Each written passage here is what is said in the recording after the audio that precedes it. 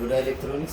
Ini ada di sini itu Anak nama toko Amanuel Abajo berkenaan dorgommii Odaa elektronik kophees karaa miidiyaa hawaasaatiin karaa feesbuukiitiin sadaffaan bahee badhaasa ichinaaf Oke, Mesti bilbila Manuel Jobir bilbila Amanuel Abajo bir Bukan bilbiltee wal quunnamsiistaa eenyu kan kee maqaan Kalkoo Alamaayyoo jedhama. Alamaayyoo taa'ee feesbuuk irratti adeemsa taa'ee naan jiru. Xiqqoo haalli mijachuuf jennaan bakka bu'ee akkan fiduufi. Oke, isa inni sababa hojiitiin dhufne. Ayya rakkoon jiru hundumtiyyuu namoonni hundumtiyyuu akkaatuma kanaan ergatanii badhaasa isaanii fudhatanii jiru. Warreen tokkoffaa kan baate caaltuunis obboleessi ishee dhufee fuudheefii jira. Akkasuma kan Magarsaa badhaadhaa sabboonaa dargaggoo jedhamu dhufee fuudheefii jira. Jechuudha Amaanu'eel immoo dubbisnee isarraa mirkaneeffanna.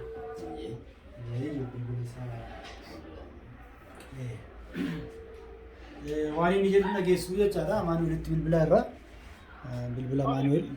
Oo Amaanu'eel akkam nagaa keetii? Fayyaadhaa? Maal akkamiin na barte? Ni beektaa? Nama kana situ ergate? Oke, bilbila kee bakka bu'ee akka fuudhuuf. Tole amma dhaggeeffattoonni keenya illee dhagahaa jiru. Waan jettu yoo qabaatte mee dubbachuu dandeessa?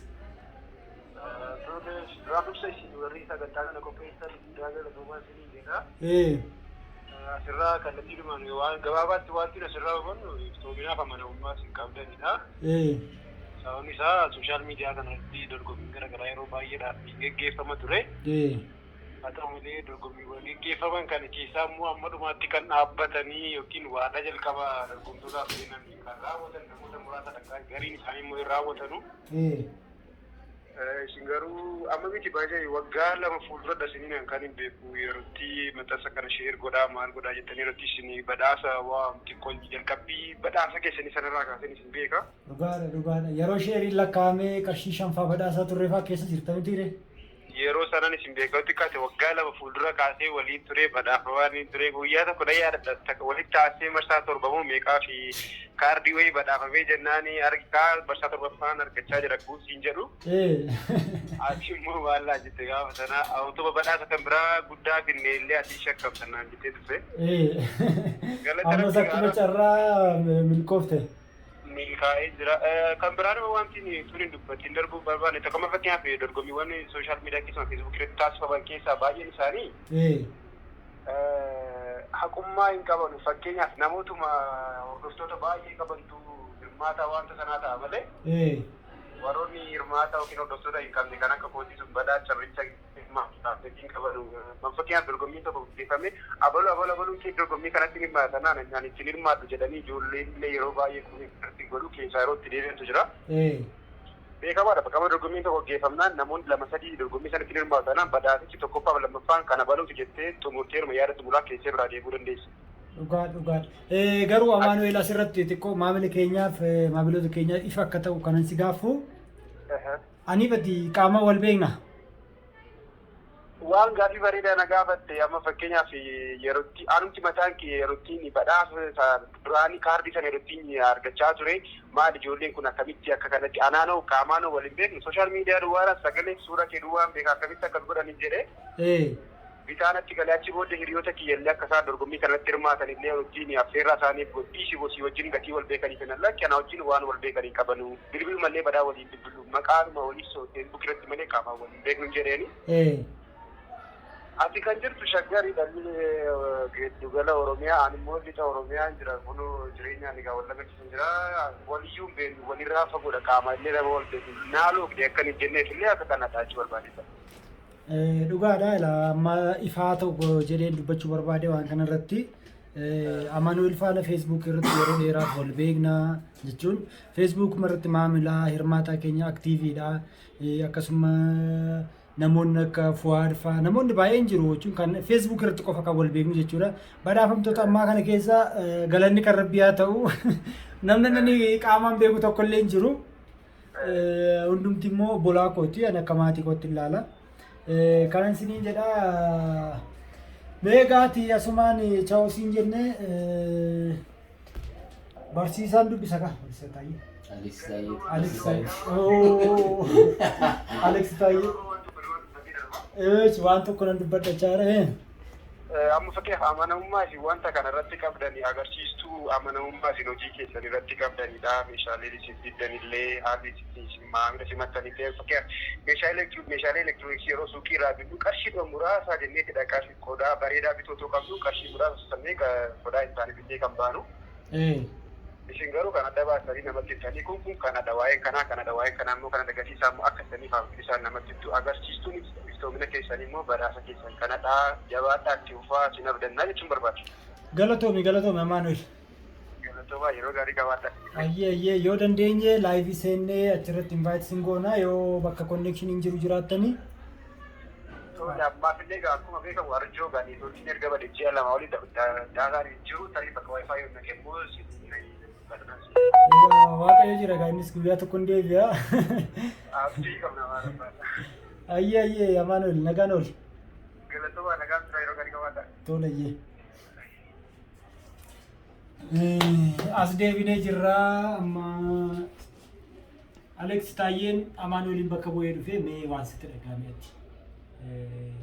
Yookaan kana dura odaa elektirooniksii beekta. Jechuun online irraa kan hafe qaamaan nu beekta. Qaamaan dhufee hin beeku. Ammayyuu Googilii maappiitti fayyadamee tanu. Google maappiitti fayyadamee. Google maappiitti fayyadamee. Waaw. Namatti tola. Google maappii immoo fayyadama. Direction iddoo jettu peejii keenya irraati. Direction iddoo jettu tuquutiin Google maappii fayyadamuu dandeessu. Gamoo Oromiyaa bakka jedhu teessoon odaa elektirooniksii gamoo Oromiyaa akka ta'e kanaan duras beeka. Gamoo Oromiyaa sana maappii irra barbaadee kan kanan dhufe jechuu barbaadeen garuu ijoollee Oromoo gama biizinesii keessa jiran keessaa gama elektirooniksiitiin odaa elektirooniksii adda durummaadhaan beeka. Akkas naannoo kana yeroo dhufu miira addaatu natti dhagahame alaabaan jiru wantoonni Oromoo ibsanii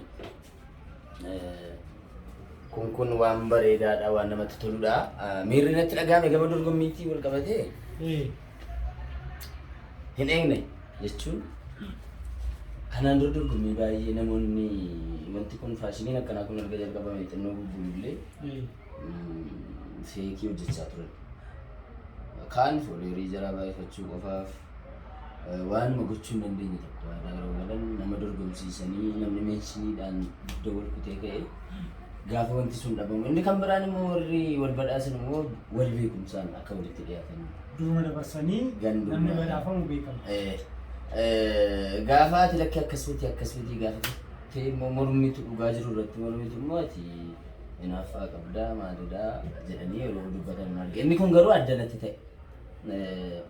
Tokkoffaa laayikii qofa miti. Laayikii fi sheerii qofaan hin madaalamne. Ulaagaa mataa keessanii kan dhugaa nama amansiisu qabattanii dorgomsiistanii warra badhaafamuu qabu badhaastanii. Inni kan biraan immoo amanamummaadhuma kana bakkaan goonuu waan guddaadha. Silaa nutu sin jajjabeessa ture. Ammas nu jajjabeessaa jirtu galatooma akkuma inni jedhe badhaasni yeroo badhaafamu kaayyoo mataasaa qaba. Laayikii foloo'uun eenyuyyuu nama barbaade beekamaadha. Hawaasni Oromoo fakkeenyaaf miliyoona 60 jira. Miliyoona 60 keessaa nuti reef nama 60 akkas qofa bira geenya. Isa kana waan ta'eef foloo'uu isin barbaadna rakkoon hin jiru.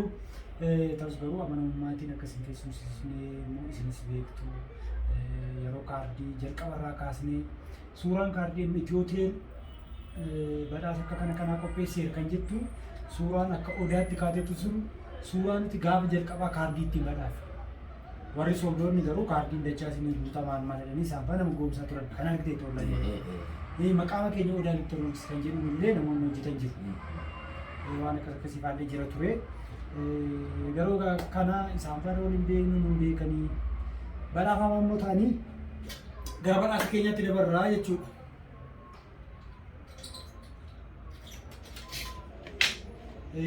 Kottattillee Riyyaan Alex yoo waan jettu atilis kennee wayi tokko nuun jedhee maqaan eenyu? Ayyee ani Bantii Fufaa jedhama. Bantii Fufaa. Akkas Alex Taayyee waliin badhaasaa Maanuweel Abbaa Jibriif fudhachuu kan dhufnedha. Dorgommii kana fuulbarruun koo kan duraa yeroo duraatiif kan ture cufamee waan tureef peejiiwwan garaa garaa baay'inaan amma hordofuuf hin dandeenye guyyaa muraasa fuulbarruu kana kan hin banate. Yaa quba qabaachuu baadhus Alex akka Maanuweel Abbaa Jibriif dorgommii kana injifatee natti himee jira. Sababa kanaan kan wal qabate Odaa Elektirooniks as kunoo Boolee naannoo gamoo Oromiyaa kana dhufnee akka fuunuuf Alex na waamee waliin dhufnee Maanuweeliin baga gammaddee jechuun barbaada. Odaa Elektirooniksiin immoo ammallee nus cina dhaabbannee jajjabeessuun ijoolleen Oromoo kamillee akka sochoosnu abdiin qaba. Nus illee gara biraatti akka sochoosu parsantii muraasarra jira amma laayikiinis fooloowinis peejii kun guddatee hojii guddaa akka hojjetu si'achi. Uummanni Oromoo hunduyyuu akka peejii kana sochoosu abdii qabnaa. Anis abdiin qaba. Baga gammaddee jechuun fedhata. Maanuweel baga gammaddee siin jedhanii nuti illee irra deebinee baga gammaddee siin jenna. Waa tokko jechuun barbaada. Waa tokko. Asitti gochuu jenna. Rakkoon keenya akka Oromootti rakkoo guddaa nu qabu tokko jira. Oromoo keessaa nama mataa ol qabatu, nama xiqqoo si waa hojjetatu, nama uummata biraa beekamtii qabutti maqaa maxxansi nama ta'e waan ittiin takkaalluu barbaadna malee wal jajjabeessuu hin dandeenyu. Yoo ati mana gaarii ijaarratte Finfinnee keessatti ati PP jedhamta, ati jala deemtuu jedhamta, ati sirbituu jedhamta, ati gangalattuu jedhamta. Yoo konkolaataa qajeelaatiin deemta dirqama ati Oromoo taatee Finfinnee keessa jiraatta taanaan akka ilaalcha baay'ee keenyaatti hiyyeessa ta'uu qabdu, waa qabaachuu hin qabdu. Kun hafuu qaba. Isa xiqqoo si mataa ol qabatu biraa dhaabbannu yaadaanis beekumsaanis dandeettiidhaanis maallaqaanis jechuun barbaada. Oromoon isa kanarratti dammaquu qabna. Finfinnee keessatti nama waa qabu qabaachuu qabna. Yoo rakkanne biratti biraa liqeeffannaa, yoo rakkanne yoo dhabne dhumnee biratti rakkina keenya baana. Nuufis immoo maqaa gaarii nuu ta'a. Warri kaan yeroo jala wal qeeqan yeroo jirri wal miila wal jalaadhaan argaa hin jiru sabni biraa isuma kan Oromoo kana. Kanaafi namoota akka keessanii kana gama hundaan iyyuu biizinesii gama hundaan amma Odaa Elektirooniksii meeshaa elektirooniksiidhaan wal qabatan fiduu irratti inni kaan gama huccuutiinis gama maaliitiinis gama hundaan utuu as keessaa qabaannee ganda namaa dhannee waan akka barbaanne taanuuf hin qabnu jechuu barbaadee tanuu Oromoon Oromoo irraa yoo bitatedha. Oromoon guddachuu kan danda'u malee sabni biraas illee iyyuu nurraan bitatu. Kottaa isa kanas Odaa Elektirooniksiis namoota akka Odaa Elektirooniks as keessa jiranis daawwadhaa irraa bitadhaan siniin jedha galatoomaa. Galatoomii asirratti garuu waa'ee na yaadachiifte maanni wantoota xixiqqootiin jechuun yaada keenya maal gochuun qabnu dorgommii baay'eetu jira. Iddooma kana dhufnee qabachuun fakkeenyaaf gatii baay'ee nu kaffalchiisa. Biizinesii keessatti hojjechuun gatii baay'ee nu kaffalchiisa. Namni keenya jabaachuun gatii baay'ee nama kaffalchiisa. Wal qabannee waliin jabaachuu immoo qabna. Warreen egaa yoo rabbedee ani karaa gama keenyaan kan hin jedhu waan gara garaa irratti hojjechuuf ammallee karoora qabna. Egaa nuti waan namni yeroo hundumaa waan namni garmalee nu ho'iseef maal jedheef miti kan hojjennu. Oromummaa keenyaan hojjenna. Waa hunda dugdan dhugatanii hundan dubbatanidha. Sinii galaa akka kanaa garuu amma yeroo baay'ee namoonni Oromoon akka waan qomoosaa qofaan qomoo wal filuutti yookaan zareenyaadhaan nu ibsu garuu dhugaa isinitti nuuf nuti mana kana keessatti mi'a elektirooniksii gurgurra. Mi'i nuti gurgurruu fi warri kaan gurguran addummaa qabu hin qabu baay'inaan. Jechuun kwaalitii kan keenyatu irra fooyya'uu danda'a. Nuti maaliin jennu homan goomsinu maaliin jennu. Warri jaraa garuu gaafa dhufan warri Habashaa gaafa dhufan haa jennu meeshaa 20,000 nuti itti gurgurru 20,000 nu biraa didanii ijoollee warraan isaanii biraa 21 nuti. Garuu yeroo waan gara garaatiin yeroo dubbatan Oromoon zareenyaa jecha kan isaan biratti caala. Kan keenya garuu isaan biratti rakkoo hin qabu. Inuma bitu. Eenyu abbaa isaa harkaa inuma bitu. እና እኔ ኩንዴ ከመቀባ ገረ ወንድ ያደችስቴ ህንዱ ፈደ ገለቶማ ወሉማ ገለገረ በዳስ ኪት ደበራ በዳስኒ አማኑኤል ጆብሪፍ ቆጳዬ ብልብላ ሶደሚ ለማ ራሚ ለማን ጀኔ ዱበኔ ጅራ ሌላ ተቃሚ አመት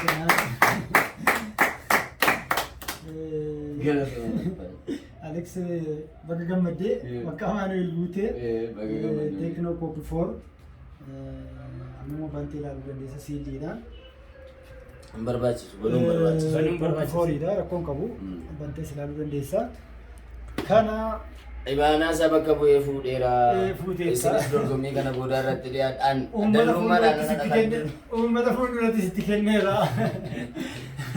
አለቱ ዶርጎ በተቀበረት ከነ ቦዳ ማና ለፈረጥ ፉተ ከና ጉባተል ጋር መናተገ አየ ቤሳል ከሲንካ አሙዱ በጨረዳ ገና ሱራ ከናንጀሩ ከምትሬ ከከበቴና ባሬ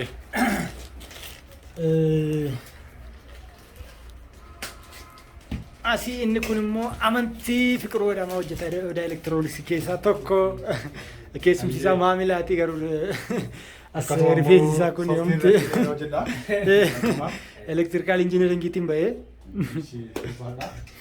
አኩማ Hundesa no Hundesa, ini Hundesa enak. Ada elektronik sore sadar tolera, marga tengah. Aku mana sih jadi, udah elektronik sih. Untuk buah bayi bayi kita terbiasa kiri. Mulai semua jutur le, yogi berjutur le. Amalnya semua jutur cari tak. Karena tansuran, karena seni suara baru ini mau kukulan mesyati. Kasuma, namun di bagian untuk jujur belajar. Isan, mian musik yesenu. Karena hari yesenu, gue berakam negafalan. Udah elektronik aku masih film lagi sebelatan. Mulai miya gari sini disuras kopi rajira. Mufana udah elektronik sih gudisa. Aku semua mau bantu software ini gara-gara luar badan. Jadi hardware ini nujuna, jurnal. Karena kota warin udana gudisa. Udah elektronik sih gudisa aja jena. Kalau tuh mah bisa. አየ ነጋታ ulfada ገለቶማ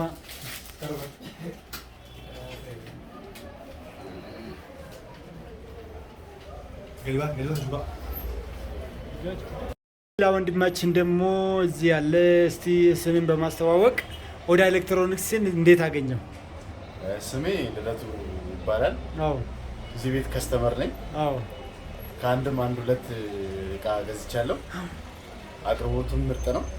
ቫራይቲ የሆኑ ኤሌክትሮኒክስ እቃዎች አሉ። አዎ ስፔሻሊ ፒሲዎች አሉ። ስልክም ከፈለጋችሁ አሉ እና ሲምስ ጉድ ደስ ይላል በጣም ያው ብዙ አቅርቦት አላችሁ። ኑና ተጠቀሙ። አም ሃፒ ቴንክ ዩ እና ደግሞ ሌላ ሽልማት አሁን ለምሳሌ ኦንላይን አዘጋጅተን ነበር። አሁን የወጡት ወንድሞቻችን ሽልማቱን አሸንፎ ነው። አቀኝነታችን ላይ እስቲ የምትለው ነገር ካለ ታማኝነታችን ላይ ምን የምትለው ነገር ካለ ማለቴ ኦነስት ናቸው።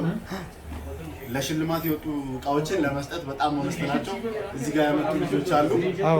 አዎ እነዚህም አይተው ነበር። ሽልማቱን አግኝተው አዎ ለመውሰድ የመጡ ልጆች አሉ እና ተሳተፉበት፣ እንጂ አድርጉበት። ቴንክ ዩ ገለቶም ዩ ዌልካም